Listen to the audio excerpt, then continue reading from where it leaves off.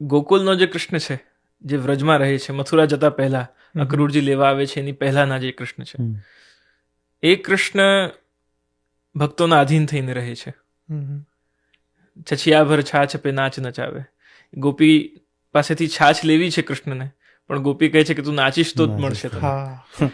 તો એક એ અવસ્થા છે જ્યાં ભક્ત જેમ કહે એવી રીતે ભગવાન પોતે કરે છે.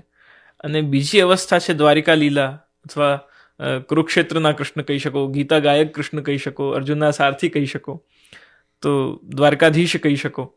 એ જે કૃષ્ણ છે એ પછી નીતિ સાથે ચાલે છે, એ કહે એમ કરવું પડે છે. એટલે જ કૃષ્ણએ કર્યું છે એ તો આપણે કરી નથી શકતા.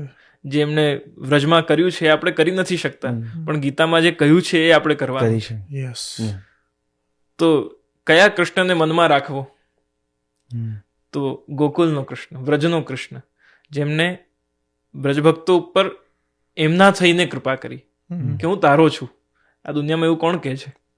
આપણે કહીએ છીએ આ મારું છે, બધાને કહીએ આ મારા, આ સગા છે, આ બધી વસ્તુ મારી છે.